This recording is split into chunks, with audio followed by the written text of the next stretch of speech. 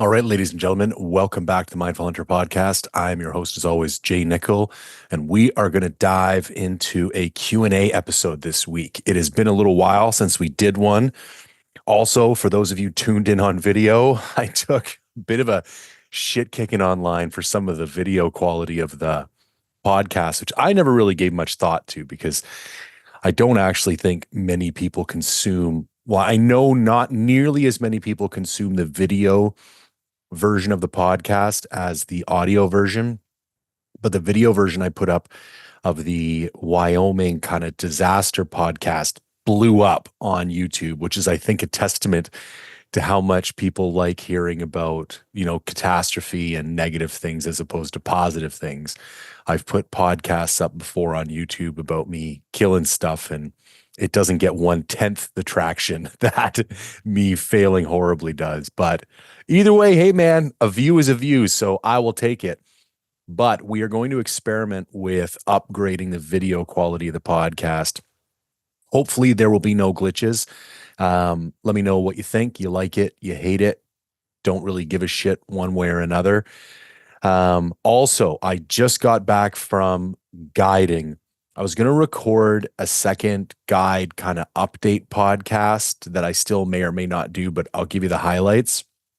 My Lord, possibly the best 11 days of hunting I have ever had in my life. So I had 4 clients total. I was able to fill 3 clients. I was able to fill tags for 3 clients. Of my first 2 clients, I got one of them an elk. I did find a moose for the other one, but he chose to pass on it, and I don't blame him. It was a pretty small moose, but at least I put something on the table that he chose to walk away from. And then the second group of clients, 2 guys from Idaho, tagged them out in 3 days. Got the one guy a bull on day 1, got the second guy a bull on day 3. And that second bull was a very good bull for kind of central interior moose. He was just under 45 inches wide, and he was a 12 by 11. And the thing that really stood out for me on that moose was the character. Like the points were so well defined, like 3 to 4 inches long, just gorgeous paddles, great moose. It was like a 35-yard shot. It was just an epic encounter. And I do have some questions about guiding, so I will dip into those as the podcast progresses, but just super grateful for that opportunity for Lander inviting me up to come guiding for the season. I'm home for one more week. Today is Thursday, and I leave next Thursday morning to go to Alberta to guide mule deer for 10 days. I got 2 hunters for that as well, with a bit of overlap between those 2 hunters. So I'm super excited to get out there and start glassing for mule deer. On that note, I would like to remind everybody that I still have spots open for 2025. I have archery mule deer tags in Alberta, kind of targeting the second and third week of October for those hunts, but I do have some flexibility, so hit me up if you're interested. And then I have any weapons spring bear hunts in British Columbia. These are coastal black bears in British Columbia. Will be about a 3 to 4 hour drive from the airport in Vancouver, so super easy to access. I am considering, I've been targeting mostly one-on-ones, but I'm getting some pushback that people want a more affordable hunt and they're okay with slightly less opportunity by splitting up their hunt with somebody else. So I think I'm going to be putting together a deal for 2-on-1s. I haven't figured out exactly what it's going to be yet, but if you're interested in that, let me know and I'll put a number together for you that'll make it a little bit more affordable. I want these to be attainable hunts for the kind of average Joe blue collar hunter. So I don't want to overprice them. Not looking to get rich, just want to bring people up to BC and spend more time hunting. So yeah, Mindful Hunter outfitting live and taking dates and bookings right now. So if you're interested, jay@mindfulhunter.com. Also, I am giving away my Prime RVX 34. I've hunted quite a few times with this bow this year. Which I just found out was a Pope and Young bear, which I'm like, I don't know if I should bother putting it in the book. I don't know. I'm not really into it, but I'd like to hear your guys' feedback. Like when you get a book animal, is it our responsibility to put it in the book, or is that purely an ego play and not necessary? Let me know your thoughts on that. But I shot my coastal black bear with it this year on Vancouver Island. The only thing you have to do to enter is join Mindful Reviews before it's either going to be December 1st or December 15th. I haven't decided yet, but sometime in December. So if you sign up and you're still a member as of the draw date in December, let's just make it official. We're going to do December 15th because that way it'll give me a week to kind of put the results together and then we can do a big kind of end of the year drawing. So December 15th. So anyone who joins Mindful Reviews before December 15th will be entered to win a Prime RVX 34 and it'll just be the bare bow and we can probably come to some kind of arrangement if you want the components on it. These are components that I've had on two previous bows, so they're not exactly brand new. That's the only reason I don't want to give them away. I just want to make sure people are getting like now they're in totally fine shape. So if you guys want them, we can come to an arrangement. Maybe flip me a couple bucks, and you'd literally have a completely set up bow ready to go. We can talk about that if you win. But yeah, and I will be releasing my review on that bow next week. I also have a knife review coming out next week, and I'm going to be giving away a knife. So there's a little teaser for you there. Lots of giveaways. I've been doing a ton of work on my reviews over the hunting season, but obviously I haven't had a whole lot of time to create content. So as I start getting more breaks from hunting and guiding, I will get that content out there. But two big giveaways next week, two big reviews getting posted before I leave for Alberta. I think that's all the housekeeping. So I got a bit of a clock on this one this week. I got an hour and 15 minutes. So we're going to get through as many as I can in that time. Question number one, do you have any BC deer hunts planned this fall? 100% I do. And it's all going to be local for me. Well, no, I take that back. So here's the deal. I guided and hunted a ton this year, and I've been away from home a lot. And my wife has been incredibly supportive. And I didn't want to push my luck. So when she said, "What are your hunt plans in November?" I said, "It's totally up to you. I'd like a week. If it works, it works. If it doesn't, it doesn't."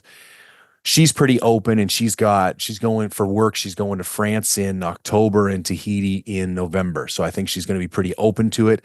If that's the case, I am going to go chase whitetail in the piece for 5 or 6 days. I got 2 stands up there that have been producing really well, and I would love to go do some stand hunting in November. In addition to that, I will be chasing blacktail and mule deer locally. I've had a bunch of cams buried for mule deer since last year that I haven't had any time to get up to. I tried once and there was too much snow. So I would like to run up there and get those cams out and then hunt while I'm up there, maybe even an overnight. And then I want to spend multiple days in my black bear territory that I'm leasing tags in November to kind of get to know the area before the hunts. I've hunted portions of this unit before, and I know half of it quite well, but the other half, the kind of deeper half, I don't know as well. So I thought a prime opportunity would be doing some blacktail hunts in that unit, and then that would give me an opportunity to get to know that better while still being like productive and useful. So yeah, that's my deer hunting plans for BC. Whitetail in the piece, mule and blacktail here at home. And I think that's about it. Next question. Do you think hunting is saturated with influencers, and is this a bad thing? This is a great question, but I want to broaden it a little bit because I think the idea of oversaturation can be applied to almost anything we're doing in our lives. Like if you're thinking about starting a business, if you're thinking about going to hunt a place, there's a lot of times in our lives when we ask ourselves, is there too many people already doing this thing to make it worthwhile me doing something similar? And I think it's more important to look internally than externally. And I want to tell a little story about the founding of Mindful Hunter, which I'm pretty sure I've told in the podcast before, but it won't hurt to tell it again. So I originally started Mindful Hunter in 2016, I believe. And I did it pretty hardcore for about a year and a half, maybe even a little bit more. And then I started my consulting company. And I was kind of at a crossroads where, in order to get my consulting company off the ground, I didn't have the extra bandwidth to focus on also doing a side hustle, kind of getting a hunting content brand off the ground. And I decided to focus 100% on my consulting company. Uh, Also, I was a little dissatisfied with the results that I'd had, or at least more specifically, the direction I'd been going. And when I tell the rest of the story, that's going to make more sense. Fast forward about a year and a half, I'm driving home. Me and my wife rented a house in the shoe swap because I think we were still living in a condo at this time. Yeah, I think we were. And for the family to go away for Christmas and New Year's. And as we were driving back, every year for New Year's, we don't really do resolutions in my family. We do goals, things we're going to work on. And typically, me and my wife split those goals into three categories: family goals, business goals, and personal goals. And we each write those three lists, and we kind of like help each other come up with those lists and then strategize about how we're going to achieve what's on those two lists. And then we look for areas of conflict. Like, do my personal goals make some of our family goals harder to achieve, etc. And on that, I started writing about some of the things I liked doing about Mindful Hunter and wanted to do again. But another reason that I'd stopped doing Mindful Hunter is that I was doing things. I found myself creating content based on what I thought people were going to want from me. And I didn't like the way that felt. And when you knock one out of the park and do that, it's great. But then when you fail to do that, it's kind of like a double loss, because now not only have you created a piece of content that did not get any traction, you also created content that was not in alignment with what you believe. So you kind of like sacrificed your integrity and had a piece of content that flopped. And I didn't like the way that felt. I'm fine with content flopping. Happens to me all the time. But at least it's stuff that I want to make. And so as I was going through this, my wife was the one who said to me, I think you should start Mindful Hunter back up and just do what you want to do and don't worry about what anybody else thinks. And there is a fine line here. Like, obviously, I keep in mind my audience when I make stuff, and I would prefer stuff to be successful rather than unsuccessful. But the reason I'm bringing this up is like, I'm going to share a couple Lululemon terms from consulting with them for years. They do have a lot of really great ideas in that organization and philosophies. And one of those ideas is called the North Star, and another one is called the UPOV. And so the North Star, it's a very self-explanatory principle, but every project or concept at Lululemon will always have a North Star. And that is like the ultimate mission or thing that you're trying to accomplish. And the reason you define it early on in the project is that projects have a tendency of going off the rails once you start them. Content generation is a great thing. I'm sure lots of guys start creating content because they love it. They love hunting. They love sharing stories. But then, like, look at all these paid influencers. Pretty soon they're whoring themselves out for brands they don't care about because they want validation. Like, it's very easy to get off track in life. And so defining your North Star early, like, what's your purpose? And so I knew my purpose very early on was that I wanted to create content that aligned with my values and beliefs. And so that was my North Star. And the second concept that they talk about a lot is UPOV. It's an acronym, UPOV. and it's a unique point of view. Um, you can also consider this like a unique perspective or a competitive advantage. Like, what is the thing that you bring to the table that no one else is currently bringing to the table? And when you bring an idea for a product, um, or a concept to the table at Lululemon, lots of times senior management will ask you, what's your unique point of view? Like, why is this idea different than all the other ideas that people are bringing in? What are you bringing to the table that's unique to you that makes this idea, concept, project, product special? And so very early on, I also decided I had a very unique point of view that I wanted to share. I mean, that's why this is called Mindful Hunter. I think I have a unique way to deliver value to people that other people are not doing. I'm not going to say I'm not the only one doing that. I do believe in a way I'm the only one doing exactly what I'm doing, but there are other people who have taken similar approaches to content in the hunting space, but not very many, and not very many have done it well. I still need a lot of improvement myself. All of this context is to say the question you should be asking yourself is not, are there too many people already doing stuff? The question you should be asking yourself is, do I have the ability to deliver something materially differentiated from what is currently being created in this space? Um, and if you cannot definitively answer yes, like, I'll be honest, a lot of the newer content creators I see popping up are just regurgitating the exact same thing they see other people doing. And it's like, I'm not interested in watching your stuff. You're not.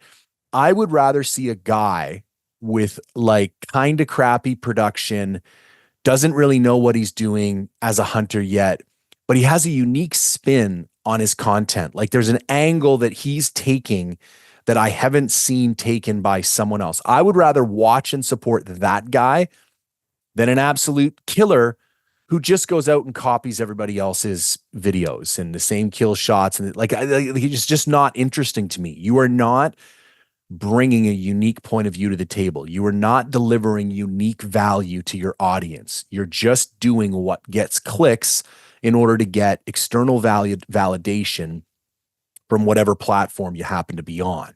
So that's the way I prefer to look at that question. And as long as you can answer, yes, I have an ability to deliver unique value, then you should create whatever it is you want to create. Now, there's a flip side to that question because I answered it from the creator's perspective. Well, what about the population or the audience's perspective? Like, do I think there's too many influencers running around and that is somehow ruining hunting for other people? I think it's a great question, and I really struggle with this one. A lot of the stuff Matt Ranella says makes a lot of sense to me. I'm not going to lie. And I have seen instances where social media presence or people creating content on social media has lowered the value of certain hunts and certain hunting areas. It's indisputable. Like, it definitely has an impact. Now, the reason, if I was just going to evaluate it from that perspective, then I would say, yes, social media has had a negative impact on hunting. But here's the thing that people forget. When you grow up hunting and you were always exposed to hunting, you always knew what hunting was available to you. And you had access to hunting. What has changed, the reason there are more people going more places is not just that people who hunt now have access to more information because of social media. It's because more people are being brought into hunting because of social media that weren't previously hunters. So these like kind of late onset adult hunters are being exposed to hunting, and then they want to hunt.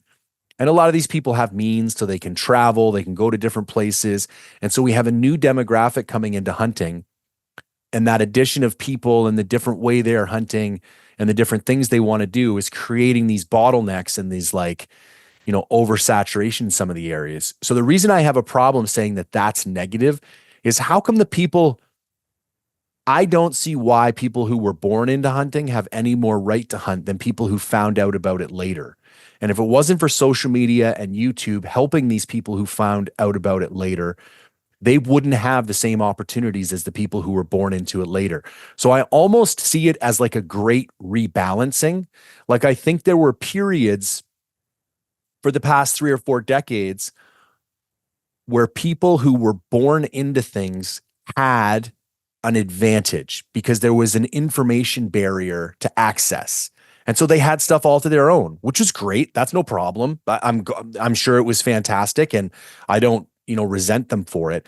But now that that information barrier has come down and more people are flooding into areas that they never felt pressure in before, there is a certain amount of resentment from that group towards the new group. And that's the part I don't agree with. I think I could go on and on about other negative and positive impacts I see from social media. I think I have a responsibility to the hunting population as a whole because I make content. And so I try really hard not to blow up spots, especially when I'm in areas where there's other hunters. I do some vlogging down here in the lower mainland, and I know I don't have any hunting holes down here, but I know other people do. So I don't record footage on roads. I don't have, landscapes in the background. I work really hard not to share that information. I try not to let people share units and stuff on the podcast.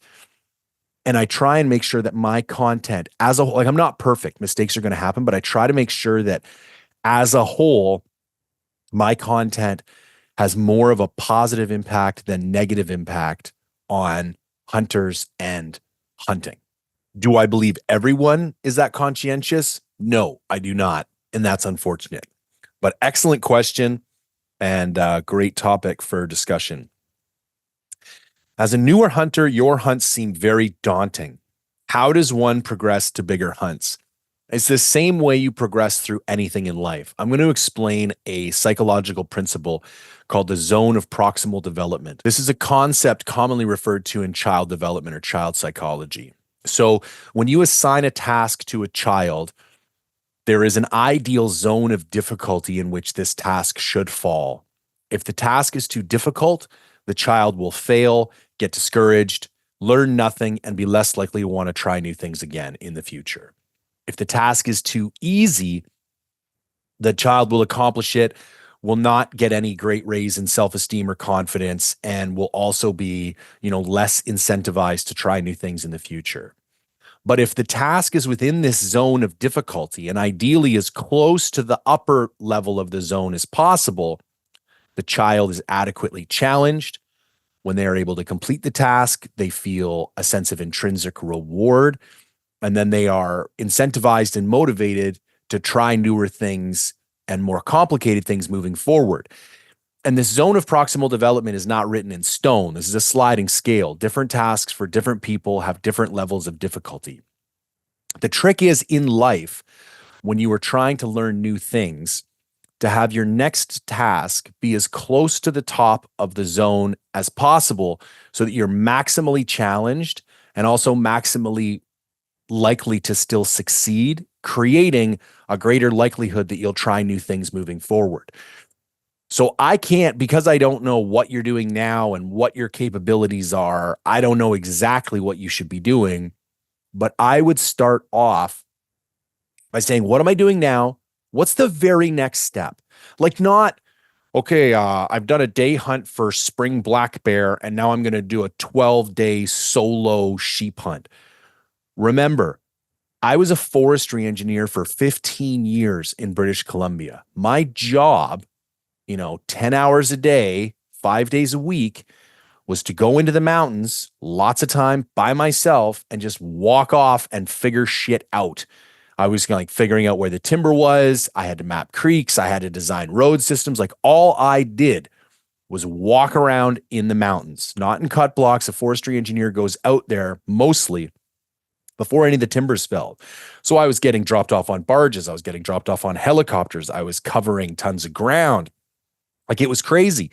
So when I started hunting, even though I didn't have any great hunting ability, my ability to traverse in the mountains and cover, lots of ground and understand safety issues and how to read map, like I knew all that stuff like the back of my hand. So I had a bit of a cheat code to backcountry hunting, which is why when you look at it from the outside, I seem to be able to do pretty intense hunts right out of the gate. Now, if you don't have a similar background, you won't have, a similar advantage. So don't compare yourself to me and the speed with which I started doing big backcountry hunts. Also, my mom was taking me interior canoeing when I was like 9 and 10 years old in Algonquin and Killarney in Northern Ontario. Like I've spent a lot of time in the bush in my 46 years on this planet. Um,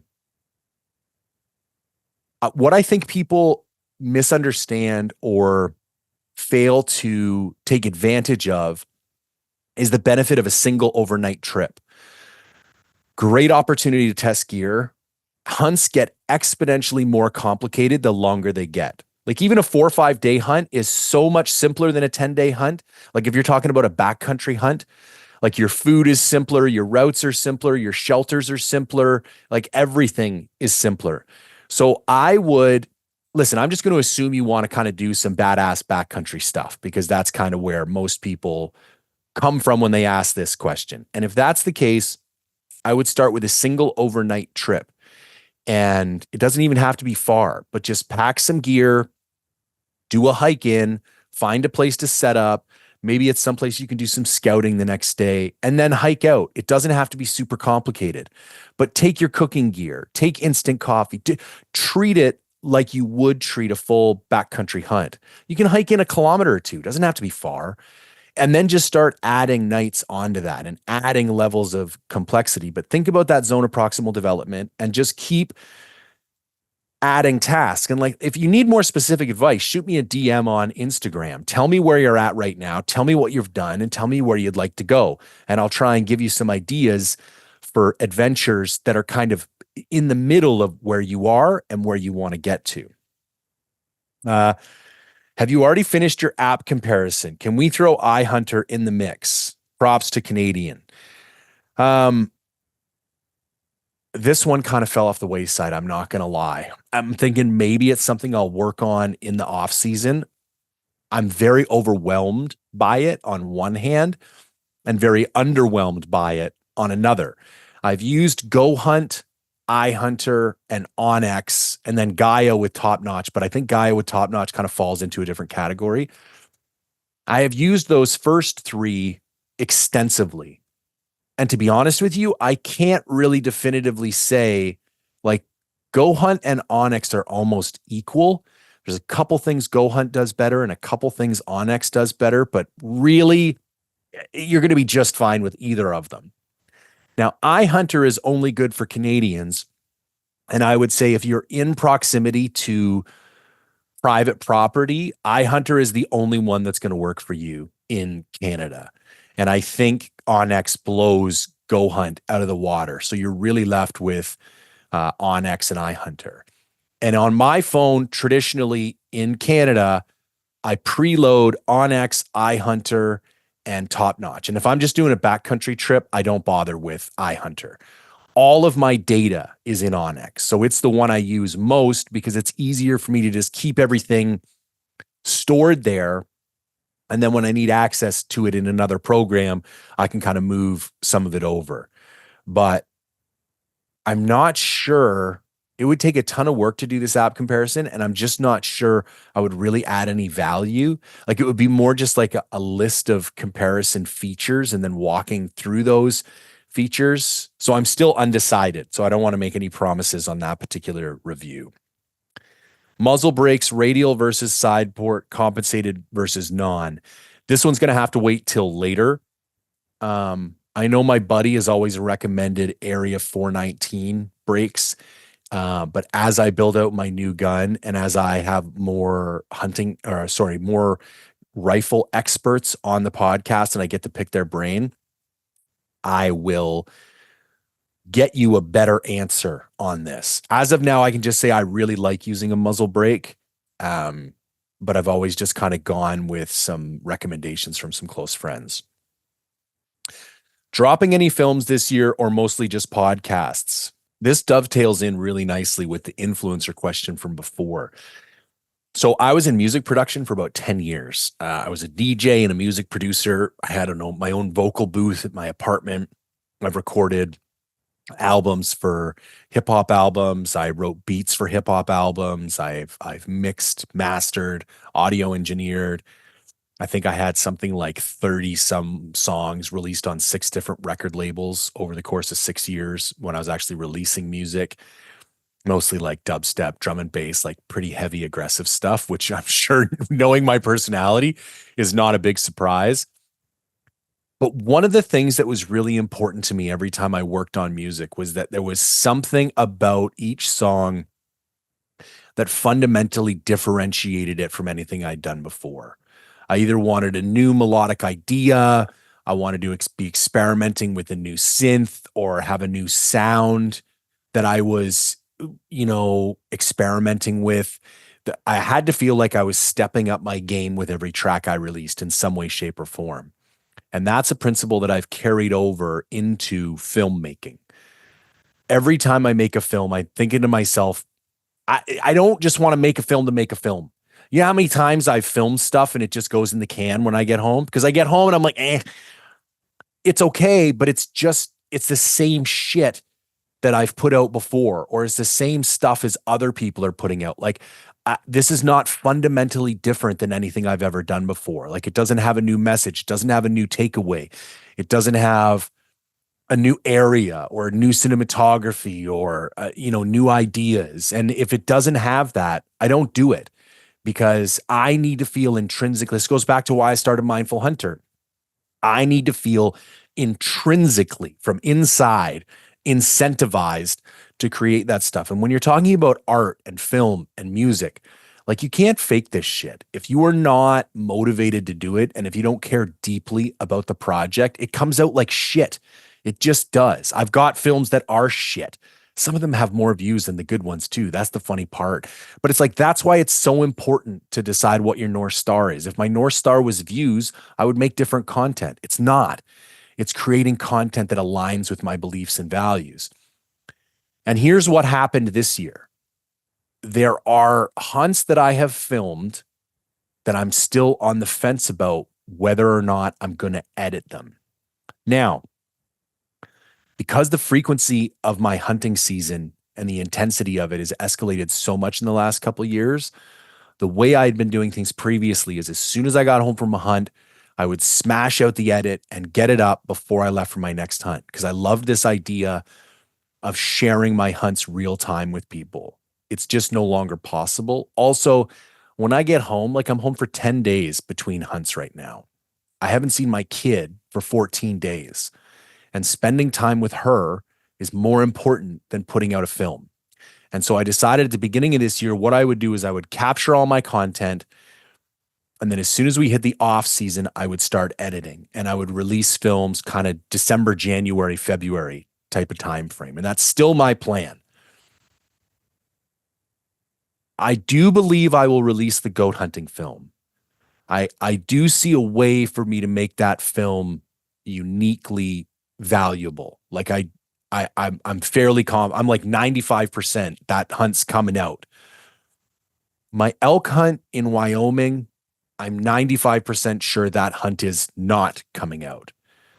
I had no idea the podcast that I did about it was going to explode the way it did. And again, coming back to this unique value, my unique ability to deliver value from that hunt was my ability to be vulnerable and honest about what had happened, what my role was in that hunt, and the lessons learned from that hunt. The argument to make a film would be to share those with people.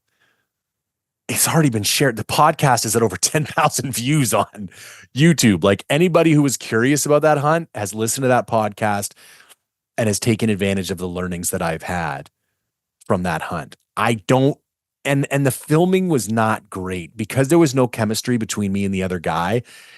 It just doesn't, and I was like really like hesitant to film all the negative stuff. The stuff that I have filmed just does not represent that hunt. And then I do have some footage from early elk and moose up in the piece, and it's just not, there's just not a coherent storyline there. Anyways, I don't need to walk through every single hunt and all my decisions. Here's the important part. If I don't feel like I can produce a film that is significantly different from other films I have made, I won't make it. And I have one or two this year that will get made and one or two that won't. And I still have some stuff left. I was really considering filming some of the guiding stuff and trying to put together a guiding film. And once I started guiding, like I'm a newer guide, it took all of my presence and skill to stay focused on the task at hand. And ultimately, somebody has spent a lot of money to come hunting. And my responsibility is to get that, is to, curate their experience, make sure they're safe, but ultimately find them an animal that meets their expectations and that they can kill. And that has to take priority over everything. I think the longer I do it and the better I get at multitasking and the more the clients are my own clients that know, that have a certain expectation when they come hunting with me, I'm going to start filming more of it. Like next year when it's my clients and my outfit, that'll be one of the questions that I ask people when they show up. How much of this do you want filmed? Do you want to film just for you? You want like a kill shot to take home with you? You want me to put together a little 5-minute highlight reel that you can show your kids? I can totally do that for you. And I think once I've got more hunts as a guide under my belt, I'll have the ability to both film and guide without reducing the quality of either experience. But that was why I didn't film anything during guiding this year. And it paid off. I mean, 3 dead animals in 11 days. And, yeah, it was a lot of success. And that was because I was very focused and determined. And I had great hunters who were able to execute the shots when they were given them. So yeah, that's where we're at with more films. There will definitely be some. I'll work on as many as possible. Goal weight for total sleep system, archery elk, lower 48. Okay, so if we're going to say total sleep system, we're going to throw in our shelter, our pad, and our bag, and a pillow. I typically like to bring puffy layers so that I can get away with a lighter sleeping bag, but I'm not going to do that for the purposes of this answer. I'm going to say average weight for a solo shelter for elk in the lower 48. So I'm going to assume it's like archery elk in September. I'm going to go 3 pounds. I'm going to use that as an average because there's lots of 2-pound shelters, but then that could also get you up to 4. And I'm going to say for your sleeping pad, you go 1 pound. And for your bag, you go 1.5 pounds. So that would be 5.5 pounds for your total sleep system. I think that gives you a ton of options. I think you could easily get that down to 4. And I think if you got as high as 6.5, that would be fine. You'd have a much more robust system. One of the things you need to think about when you're building sleep systems is like, do I have the money to build a comprehensive system for every type of hunt that I do? And if not, you have to think like, what's the most versatile system I could put together? Like there is a great, I love my Sea to Summit Tellus TR2. It's a 3.5 pound shelter. That's a 3-season shelter that you could use on anything except winter hunts. So that's a little heavier than the 3 pounds I recommended, but I also love my Argali Owyhee. That is like 1.5 pounds, but you're not going to get the same versatility as that. That would be a fantastic shelter for archery elk, but you're not going to get the same versatility as you would out of the Sea to Summit. So that's going to impact your ability. But if you were going to just build a system for archery elk in the lower 48, I think if you want to be ultralight, you could target 4 pounds and definitely put together a system in that range. Biggest takeaways, advice for someone looking at getting into guiding. I want to clarify this. I'm no expert on guiding. I have a long way to go. I kind of came into it through a back door, so I'm not the best person to ask, but I've talked with a lot of guides kind of about this, and I've known a lot of guides and kind of seen some things that worked for them and things that didn't. Guiding is not hunting.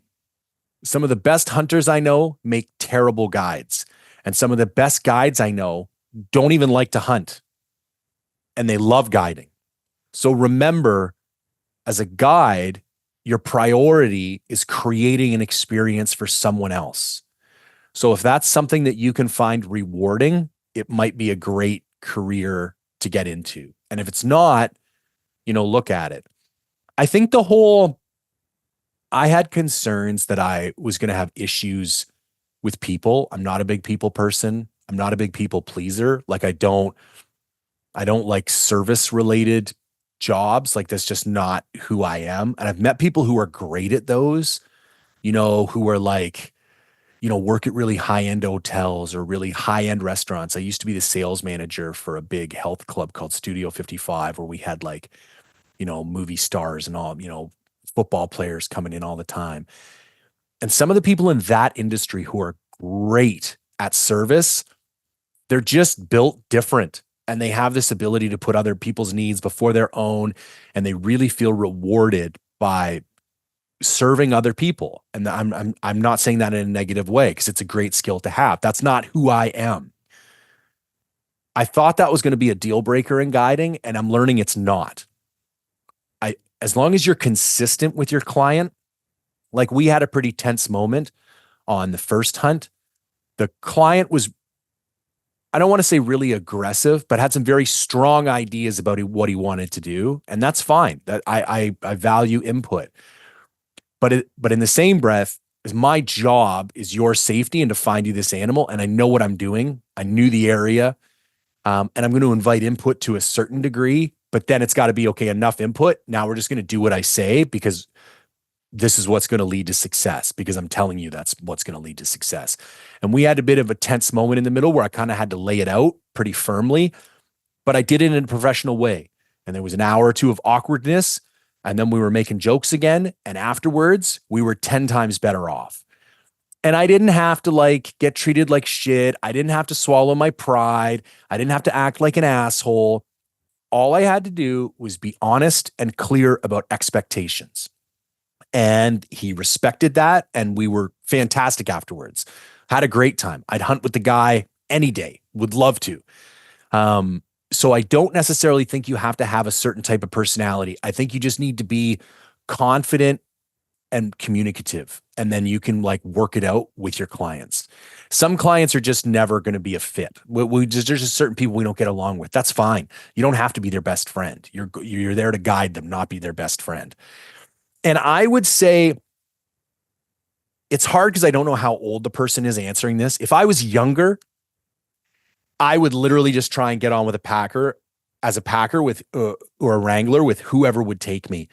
And I would try and get into one of the bigger places where I was going to be able to go guide for like 3-4 months, like up in the NWT or up in Northern BC. And I would literally just grind those people down until they gave me a shot. That's what I would do. If you're an older person, I would get your guide license. It's easy in British Columbia. 45-minute multiple choice test. It's a joke. And then I would just put yourself on people's radar. Like, listen, I'm a hunter. People have done it for me since I opened Mindful Hunter Outfitting. They just reached out, and these are all older dudes who would love to just take a couple weeks and come guide some bear hunts. And I have a list now of people that live in the Lower Mainland that are guides that love hunting. And those are the guides that I'm going to call, because I'm not in a position where I'm looking for some young guy that I can groom from the ground up and grow into like a full-time employee. I'm looking for the odd guy who can cover a week or two of hunts here or there that doesn't need his hand held. And so these older dudes who have experience hunting are great for that. And I like the idea that their whole year doesn't rest on this guiding thing. Like they bring in a lower level of stress. And so if that's the boat you're in, I would just reach out to people who do those styles of hunts and would be more conducive to have somebody come on for a week or two. If you could give, sorry, I've skipped a whole bunch. Have you tried the Quest peanut butter cups? One of my fave new backpacking snacks. I have not, but the Quest protein bars are pretty good. So I'll put that on the list. Are you planning a stone sheep hunt for next year? I don't know yet. It's still up in the air. I think me and Vance are going to try and do a goat hunt again for the first 2 weeks of August, potentially. So that's kind of out. And I did want to do one kind of later September, but there's the potential to guide moose again. And I didn't put as much emphasis on my elk season this year as I need to next year. That's my first love. That's my true love. I know that about myself. I love archery elk hunting in the rut more than anything else on the planet, except my kid and my wife. Yeah. And I didn't give it the focus that it needed this year. So the honest answer is I don't know. How is the sense of satisfaction different between hunting for yourself and guiding a client? You know what was very interesting is it's not nearly as different as I thought it would be. That was one of the things I was worried about, is that a lot of the reasons I spend so much time hunting is that I like the feeling of being successful. And I was like, is that going to be the same when it's not my success and it's somebody else's? And like, if we want to put a number to it, it was like, I'm going to say 90% is rewarding. And in some ways, it was more rewarding because there's factors out of your control and you were still able to get it done. And you're getting it done for somebody who would not be able to get it done themselves. And maybe that's only through like logistical, like they wouldn't be able to get the tag or come to Canada or whatever. I'm not saying that they wouldn't kill an animal without your help, but you are giving them this like experience that they wouldn't be having if you weren't there.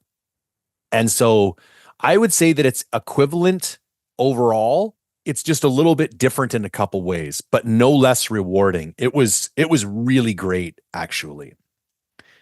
If you could give one piece of advice to someone looking to get into hunting, what would it be? I have a very strong opinion on this because I think this is a lot of what's wrong with the hunting industry and with why people have bad experiences hunting. If you don't love hunting, don't become a hunter. And hunting is hiking and glassing and being wet and being tired and being lonely and failing. It's also killing and success and fellowship. And it's all of these things. But people see highlight reels and they're like, oh, I had, and he's a close friend, and I'm sure he doesn't mind me sharing this, on the podcast. I won't give his name, obviously, but he wanted to go hunting all year. Finally went hunting on a fly-in stone sheep hunt, and he went home early. And I really struggled with that because I was like, I don't get it, man. Like, all you did all year was text me and talk to me about how badly you wanted to go hunting. And then you finally went hunting and you went home early. And he said it had to do with some mental stuff in his family, and it could be. But here's the deal. When you're doing something you love, it makes it a lot easier to deal with the mental struggles. When you're doing something you don't love, it makes it a lot more challenging to deal with those mental struggles. And my piece of advice to you, to this new hunter, would be ruthlessly honest with yourself about what you actually like about hunting. Are you doing all this shit to come home and put a picture on Instagram? That was the other reason I loved guiding so much. Like, I love hunting. I like getting up early. I like being wet and cold. I know it sounds like bullshit, but it makes me feel like a fucking man. Like, I feel badass about myself. I like doing things that other people find hard. It gives me self-esteem. I like the challenge of it, and I like that it doesn't always pay off. I like trying to figure things out that are really hard and you don't have anyone else to ask. I like being stuck in the rain all day because I like how it feels to get dry at night. Like, and I was like, I get to do all this shit every single day. And now I'm making money to do it, like directly. Um, and I think if you only like the killing or you only like the comfier parts, I'm not saying don't hunt. Maybe it's just a different style of hunting. Like maybe you're a wall tent guy and you want to come back to a nice hot wood stove every night and ride around. Like, do you know how many camps I saw moose hunting? The size of the moose camps. I'm talking like there was a camp that probably had 15 to 20 travel trailers. They had a mini backhoe. They had one of those Sherpa things, those big black tundra vehicles that you see in Russia. Like, and I'm not calling these guys out and saying they're bad hunters, but their experience moose hunting was vastly different than my experience moose hunting. And if you want to be somebody who's going to go get after it in the backcountry or do long hunts or go solo hunting, be honest with yourself about how you feel. Like, do you like glassing for 8 straight hours? And you don't have to necessarily like it, but do you find it rewarding? Is it something that you have to make yourself do, or is it something that you're grateful you get the chance to do? Um, because if you don't like doing that stuff, then don't stop pretending you do. Like if it's only for the outcome at the end, you won't last. You just won't. It's the same. It's one of the reasons I'm still here. Like, do you know how many content creators I see like little flash in the pan? They're up for a season or two and then they don't blow up on YouTube, so they just quit. I don't really give a shit because I like doing what I'm doing. This all comes back to if you find things that are intrinsically rewarding, you will continue to do them. If you're trying to force yourself to do stuff for some type of extrinsic validation, it's only going to get you so far. And so that's what I would say about hunting. Just be honest with yourself, man. Do you really like this? Or do you just like the story of being a mountain hunter and you don't like the reality of it? If you had to be one mystical animal that had to eat another mystical animal, what would it be? That is super easy. I would be a dragon and I would eat a unicorn because I am just imagining that because a unicorn would be like just an ultimately delicious animal. I don't see why it wouldn't be. Um, and like a big ass dragon, like that giant one from the House of Dragons. I can't remember his name. It was the one, the evil dude with the one eye rode, like some kind of crazy dragon like that. And I would eat a unicorn. Mule deer trail cam photos. Anything worth going after this year? This is my buddy. We chat all the time. Check back with me in a couple weeks when I have a chance to go check cameras. Tips for somebody going on their first mountain goat hunt. Broadhead choice for goats. Well, considering I still have yet to kill a mountain goat, I'm probably not the one who should be giving you advice. I'll try and give some advice based on my mistakes that I made this year. Make sure to have a plan B, C, and D, and not even just in your first area. Like you could get into that first area and for a variety of circumstances have to go somewhere completely different. Have backup plans and have backup plans to your backup plans. Be prepared for bad weather. Be prepared for shitty hiking. Be prepared to glass for a long time. Now, this is an archery hunt, so that adds a degree of challenge. I am a fixed blade guy all day.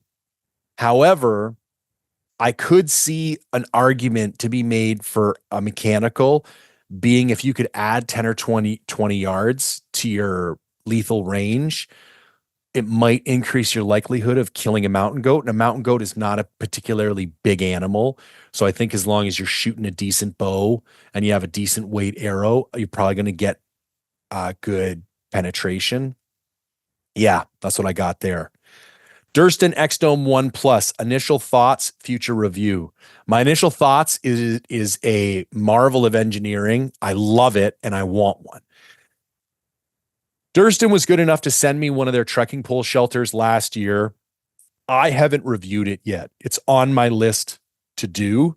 I feel like it's inappropriate for me to reach out to him and ask him for another product to review when I haven't actually reviewed the first one yet. So my plan is hopefully in November for my blacktail stuff down here, get that. Uh, I think I have the X Mid Pro 2 and get it out and review it and then probably circle back with him. I always offer to return gear and see if maybe he'll let me return the X Mid and then get the X Mid Dome or something like that. But I will do whatever I can to get a hold of this shelter because I think it's a fantastic option. On that note, the PR company for MSR reached out recently and they are sending me the new MSR Hubba Hubba LT1, which would be an option that would be in direct competition with this. It's a little bit heavier, but it's the same style of dome tent. It's still sub 3 pounds.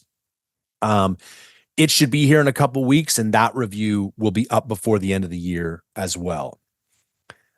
Any experience hunting Roosevelt elk and what difference is hunting them from Rocky Mountain elk? I have no experience. If you've watched enough Born and Raised and see all the Roosevelts those guys chase, they seem to use the same tactics that they use for other elk.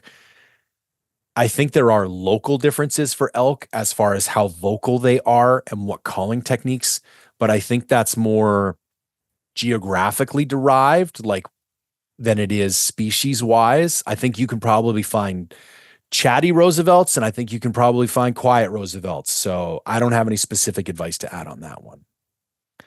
Any recommendations on puffy gear layer? Yeah, if you want to go down, I highly recommend the Grumman puffy jacket from Stone Glacier. I think it has the best warmth to weight ratio on the market.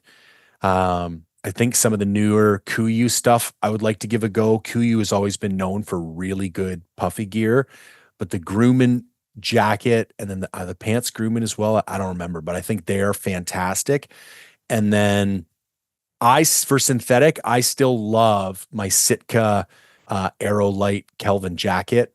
And I do think there's a strong argument for synthetic puffy gear in certain environments.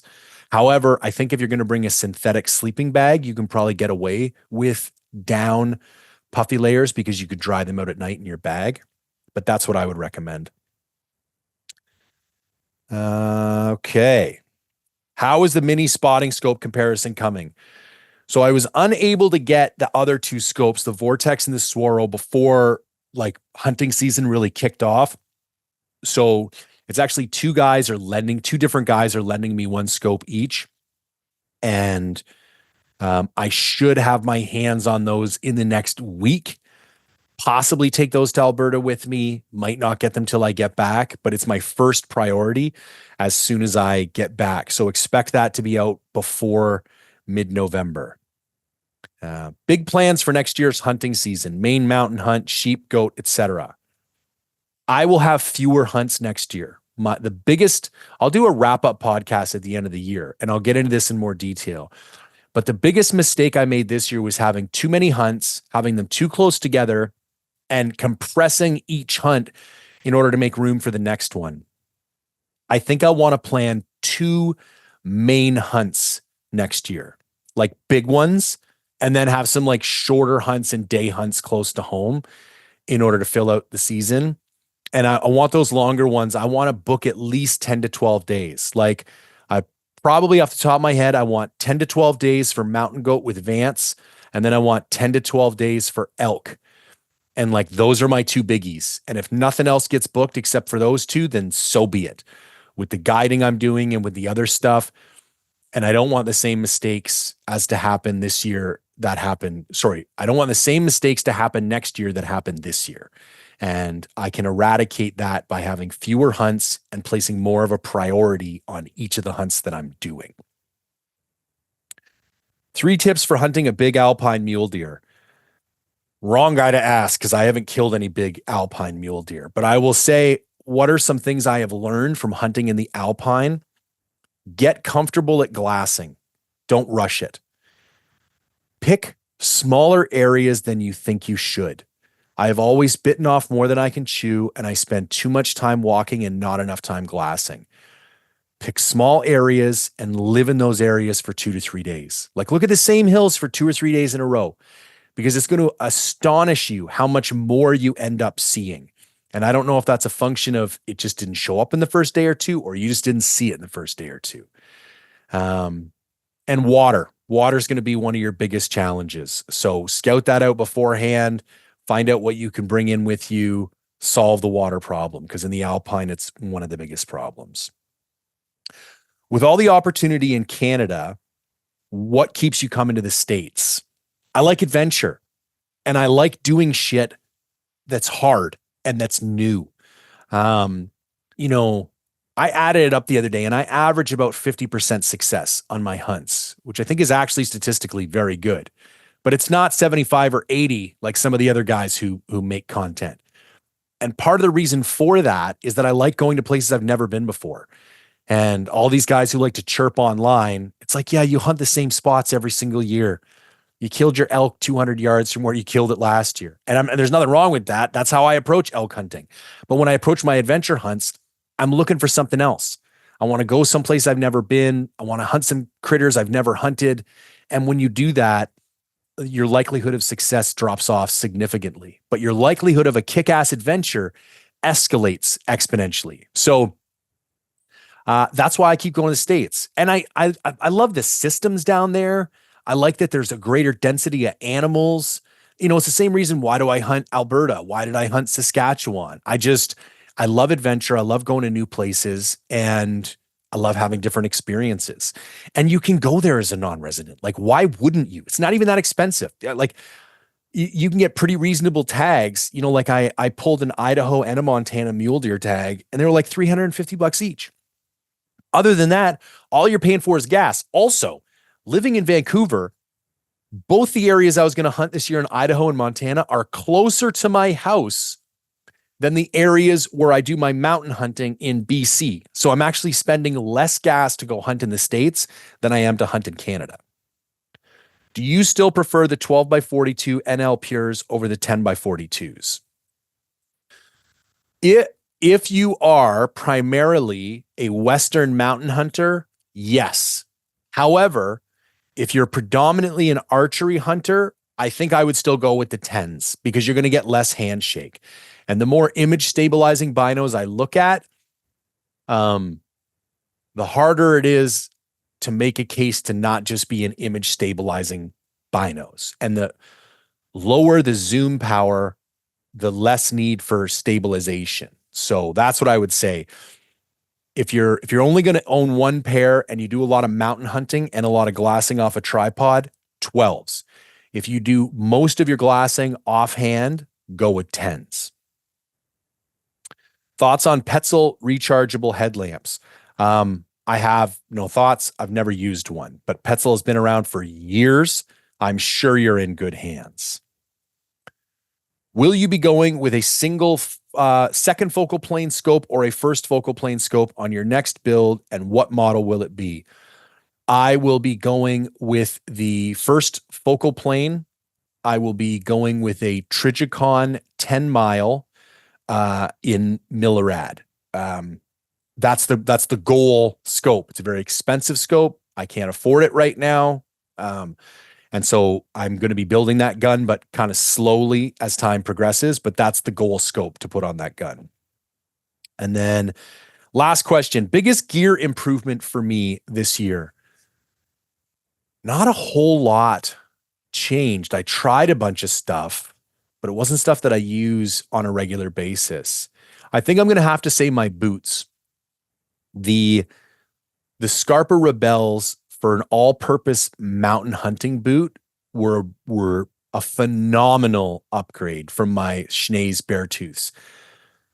Now, again, just like we talked about with the glassing, if by mountain hunting, you're mostly in the foothills and you're mostly in timber, I think the Schnees are a better boot. But by mountain hunting, if you're mostly in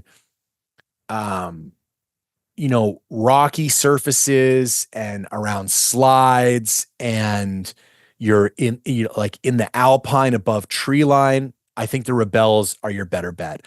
I did run the Rebels for moose, and they were not the ideal boot. You kind of had to, I kind of had them loosely tied most of the time just because with a very stiff boot like that, you have to snug them up real good so that your heel doesn't slide in the heel pocket. But then when you're in the truck driving 3 hours a day or sitting, having your boots that tight all day is kind of annoying. And so they're not perfect for all situations. If you needed a boot that was better for all situations, I think the bare tooths are probably the way to go. Even though you're going to give up some stability and traction in the high country, you're going to have a boot that is better across more situations. But again, I don't really like saying just buy one piece of gear because you get something, it's not fantastic at any one thing, and it's just mediocre at a whole bunch of stuff. So I think having a high country boot and a low country boot is your best bet. I've got these, I'm actually going to go over the list of stuff. Scarp is sending me another pair of boots to review. And I think between those two, I'm going to have all my bases covered. So I think having a high country boot and a low country boot is probably the most reasonable course of action. So yeah, Scarpa Rebel HDs, absolutely love them. And while I have you guys here, I just did a bunch of updates on Mindful Reviews. Remember, you want to win a Prime RVX 34, go join Mindful Reviews before December 15th. So I already told you guys next week I'm going to be doing the Prime RVX review and the processing knife review, and I'm going to be doing a giveaway for each of those. The list of gear I have coming up to review is the digiscoping adapter review, mini spotter review. I'm comparing 3 15 power binos, the new 3rd gen SIG Zulu 6 HDX Pros, the SIG 10K 2nd gen range finding binos. I'm getting some new backpacker pantry meals sent over, the MSR Hubba Hubba LT1 and the Scarpa Rush TRK GTX. And what I'm going to put on this list right now is actually the Durston tent that I'll be reviewing as well. So if you have any questions about that, let me know. If you want me to add anything to that list, I recommend joining Mindful Reviews and dropping a comment on that post, and I'll do what I can to get some more gear. Lots of stuff going on this hunting season, so lots more content to come. If you could take the time to engage with this content, like, comment, share, subscribe, bump it up in the algorithm, I would be greatly appreciative. And as always, thank you for tuning in.